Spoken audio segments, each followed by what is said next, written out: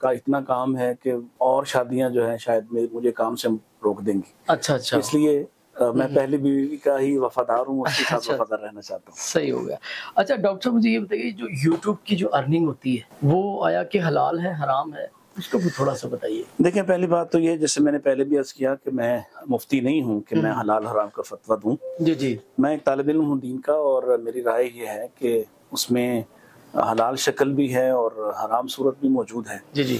اس لیے کہ حلال شکل میں اگر تو آپ وہ چیزیں جو ایڈز وغیرہ کچھ ایسی چلتی ہیں اس کو کنٹرول کر کے آپ کا کنٹینٹ چلتا ہے, جی جی. اور اس پہ آپ کو کوئی ارننگ آتی ہے تو اس میں کوئی حرج نہیں ہے.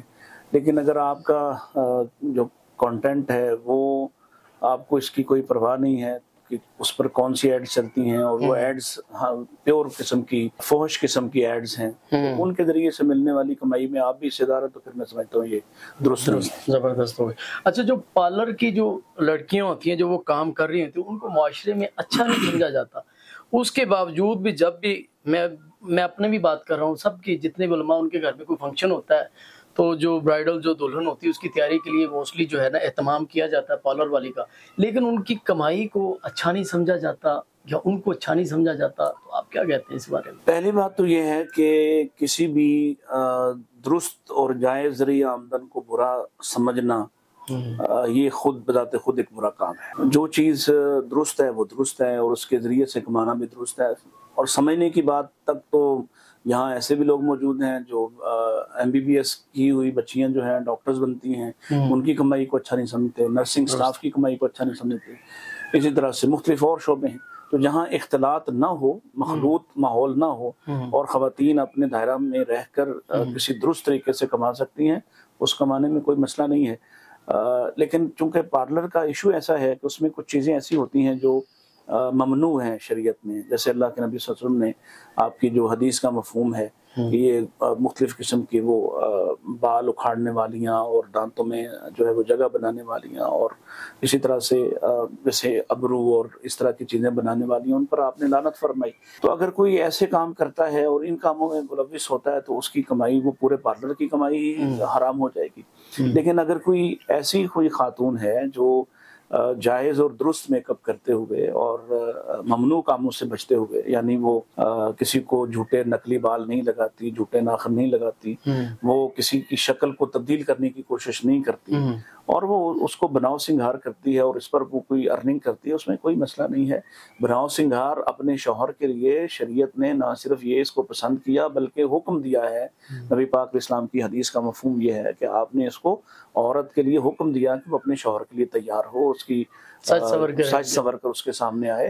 اور میں ذاتی طور پر اس پر کئی دفعہ بات بھی کرتا ہوں کہ اگر عورتیں اپنے شوہروں کے لیے نہیں سجتی تو پھر مسائل بھی اسی طرح سے پیدا ہوتے ہیں کہ مرد کسی اور کی طرف متوجہ ہو جاتے ہیں. وہ جب گھر میں آتے ہیں تو یہ بالکل ایک وہ ماسی ٹائپ بن کے ان کو جب دکھاتی ہیں تو یہ مشکل پیدا کرتی ہے. شریعت میں اگر آپ دیکھیں گے اور رسول اللہ صلی اللہ علیہ وسلم کے زمانے سے دیکھیں گے تو عورتیں اپنے شوہروں کے لیے سجتی سنورتی تھی. لیکن ہمارے ہاں جو معاشرتی رواج اور ٹرینڈ ہے وہ یہ ہے کہ عورت اس وقت سجتی سنورتی ہے جب اس کا خیال ہوتا ہے کہ دوسروں نے اس کو دیکھنا ہے, یا کسی مجلس اور محفل میں جانا ہے, یا کسی شادی بیاہ میں جانا ہے, کسی تقریب میں جانا ہے, وہ اپنے شوہر کے لیے سجتی. حالانکہ سب سے پہلا کام یہ تھا کہ وہ اپنے شوہر کو سج سنور کر دکھائے اور اس کا دل موہ لے. اچھا جیسے جیسے اہل حدیثوں کی تعداد بڑھ رہی ہے اس پہ تو ماشاءاللہ کہتے ہی ہیں, لیکن اس کے ساتھ ساتھ میں دیکھ رہا ہوں میں نے جو تحقیق کی ہے, رقیہ خانہ بھی بہت زیادہ بڑھ رہے ہیں اہل حدیثوں میں بھی, جبکہ اس کی ممانعت کے اوپر بڑی تقاریر جشیلی کی جاتی تھی, ہمیں بتایا جاتا تھا بچپن میں. اس کی کیا وجہ ہے؟ اب کوئی روک تھام نہیں, کوئی SOPs نہیں, کوئی کچھ نہیں, وہی کچھ ہو رہا جو دوسرے مسالک میں ہو رہا ہے, وہی کچھ اہل حدیثوں میں بھی ہو رہا ہے. اس پہ اب میرا خیال ہے پہلے بھی شاید ایک تو یہ ہے کہ جو درست رقیہ ہے اس سے تو کوئی نہ پہلے منع کر سکتا تھا نہ آج منع کر سکتا. ٹھیک ہے. اور رقیہ کرنے پر اگر کوئی کسی سے معاوضہ لیتا ہے تو اس میں بھی کوئی حرج نہیں ہے, اس لیے کہ نبی کریم علیہ الصلوۃ والسلام سے ایک معروف واقعہ منسوب ہے جس میں صحابہ نے کسی سے رقیہ کرنے کا معاوضہ لیا, اور اس معاوضے میں اللہ کے رسول صلی اللہ علیہ وسلم نے اپنی بھی شراکت ان سے طلب کی کہ مجھے بھی اس میں سے حصہ دو. مسئلہ یہ ہے کہ جب آپ وہی کام شیاطین کی طرح یا اسی انداز سے کرنے لگ جائیں جیسے جھوٹے اور جعلی نقلی پیر کرتے تھے، تو ان کی جب ہم مذمت کرتے تھے تو آپ کی مذمت کیوں نہ کی جائے؟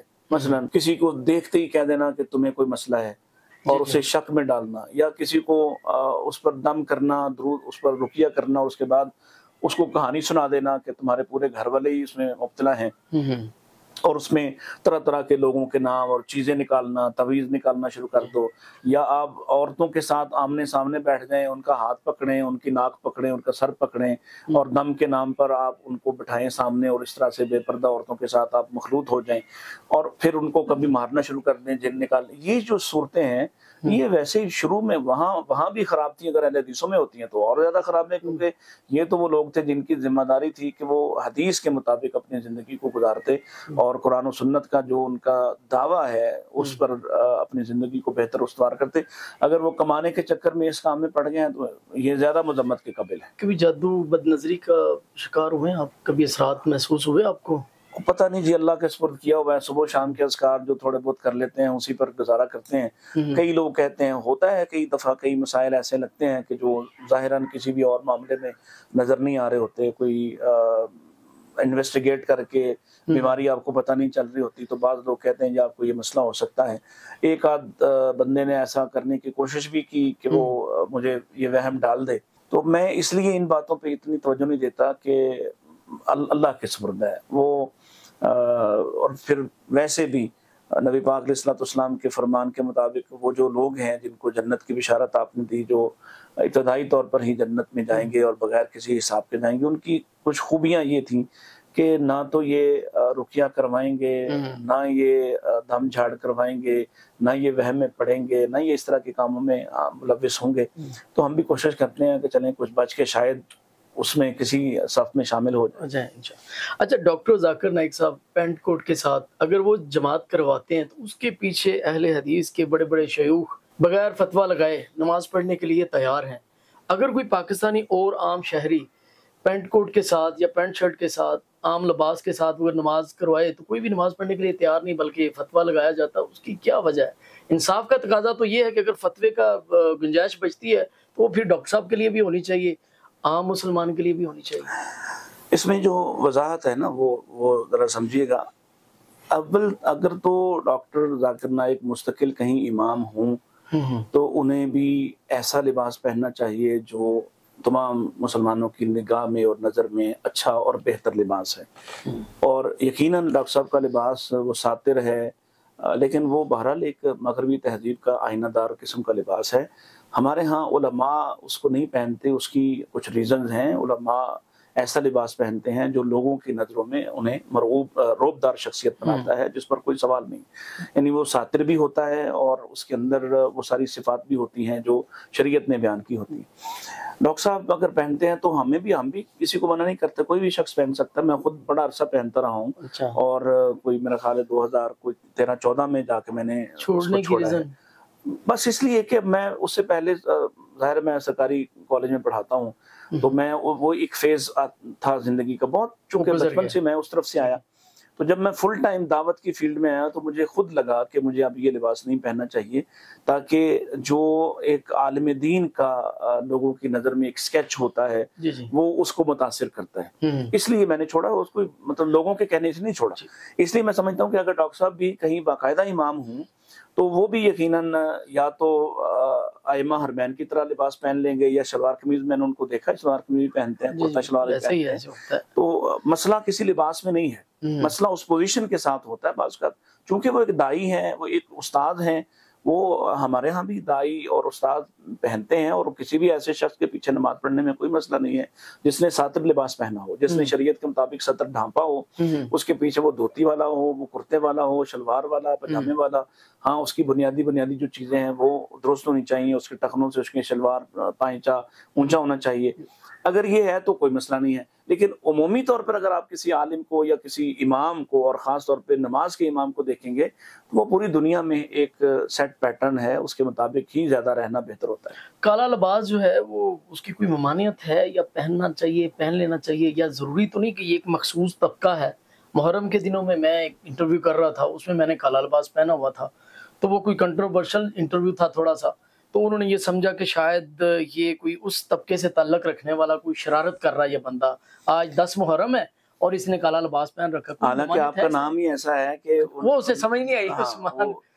نام آتے ہی وہ سارے خدشات دور ہو جانے چاہیے. بالکل جی. جیسے لفظ اہل حدیث آتا ہی ہے تو سب پتہ چل جاتا ہے کہ یہ بندہ قرآن و حدیث کو مانتا ہے، یہ کسی قبر پرستی کے ساتھ اس کا کوئی تعلق نہیں، یہ دم جھاڑ والا نہیں ہے. تو ایسے عثمان کا نام آتے ہی سمجھ آ جانا چاہیے کہ یہ صحابہ سے محبت کرنے والا. لیکن کالا لباس پہننا حرام نہیں ہے.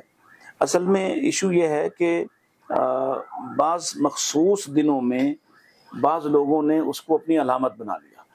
لہذا علماء یہ کہتے ہیں کہ ان دنوں میں آپ ان کی مشابہت اختیار نہ کریں تاکہ آپ کو ان میں شمار، جیسے آپ خود کہہ رہے ہیں، تاکہ آپ کو ان میں شمار نہ کیا.